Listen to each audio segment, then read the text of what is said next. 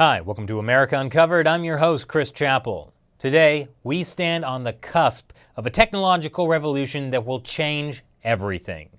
Pancake bot.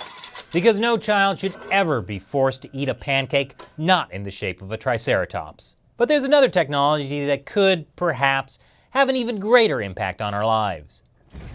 No, but closer. I was talking about self-driving cars. Although like Transformers, self-driving cars can be both good and bad.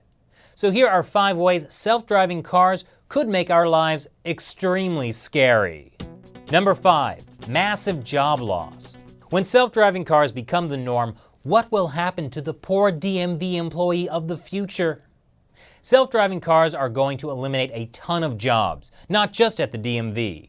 I'm talking about the pizza delivery guy, truck drivers, cabbies, even traffic police and auto insurance salesmen. The list goes on and on. In fact, it could cost millions of American jobs. Fortunately, my job could never be automated.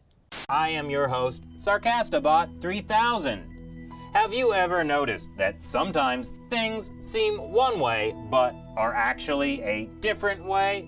Ha, ha, ha, ha, ha. Number 4, data getting. How do you feel about all the data Facebook collects about you and sells to advertisers? Well, self-driving cars will collect data too. As The Atlantic puts it, for self-driving cars to work, an ocean of data has to flow into a lattice of sophisticated sensors. Self-driving cars will rely on high-tech cameras and ultra-precise GPS data. Do you really want megacorporations tracking all your one-night stands and giving them a rating of 1 through 5 stars? On the plus side, they'll also know when to drive you to the STD clinic. Number 3, government surveillance. Any big government worth its salt is spying on its citizens. And after gathering all this data, governments have come to an important conclusion. We're all pretty boring. How many times can one guy watch Sleepless in Seattle? But self-driving cars will be a new and fantastic tool for governments. Think about it. A self-driving car is essentially a GPS tracker and a series of cameras recording everything around it. So on the one hand, that could be used to solve crime.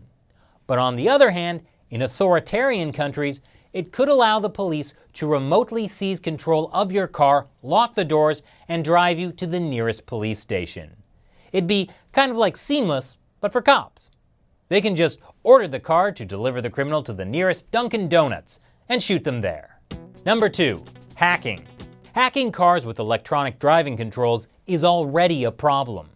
In 2015, Chrysler announced a recall for 1.4 million vehicles after a pair of hackers demonstrated to Wired that they could remotely hijack a Jeep's digital systems over the internet. Imagine if hackers did that for pickup trucks. They'd be able to track all the rednecks in Alabama, or all the lesbians in Connecticut. Not only could hackers keep track of cars, but also control them. What if authorities in China or Russia decided to remotely hack your car and turn it into a weapon? There's really not much difference between your iPhone and a smart car. They're both essentially computers that hackers can seize control of. Oh, actually, there is a difference. A hacker can't make an iPhone crash into a gas station at 125 miles an hour. And number 1, losing control. Soon, gone will be the days of joyriding across the country. See the USA in your Chevrolet. Ah, the good old days when you could drive aimlessly along open highways at whatever speeds you like, enjoying the journey and eating all the roadkill you could hit. Hey, I can tell you from personal experience, run over possum is good eating. But soon, where you can and can't go and at what speed will be determined by your self-driving car's programming. But you'll still be able to get a driver's license and drive yourself if you want, right?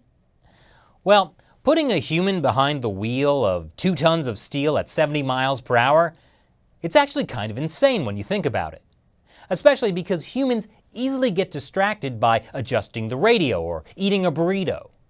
Meanwhile, a self-driving car can keep 100% of its attention on the road, even while it's adjusting the radio, or eating a burrito. And that's why self-driving cars will save tons of lives. So how long will it be before the government passes laws that it's too dangerous to allow people to drive their own cars, and that it should be banned? Elon Musk says this kind of car ban is pretty much guaranteed. And that's a kind of freedom I don't want to give up, even if I am still the kind of person who wants to take a self-driving car everywhere. Think about it. We'll no longer be able to enjoy watching car chases on the local news. And what about NASCAR? Them cars was just driving themselves around in circles and ain't nothing exploded. No one watches NASCAR to see cars not crash. What a sad future. So what do you think of the dark side of self-driving cars? Leave your comments below. And if you want to hear about some of the good things self-driving cars will bring, check out our other episode, 5 Ways Self-Driving Cars Will Make Your Future Amazing. Link is below. Be sure to subscribe for more America Uncovered and turn that notification bell on so you receive notification about new episodes. Once again, I'm your host, Chris Chappell. Thanks for watching this episode of America Uncovered.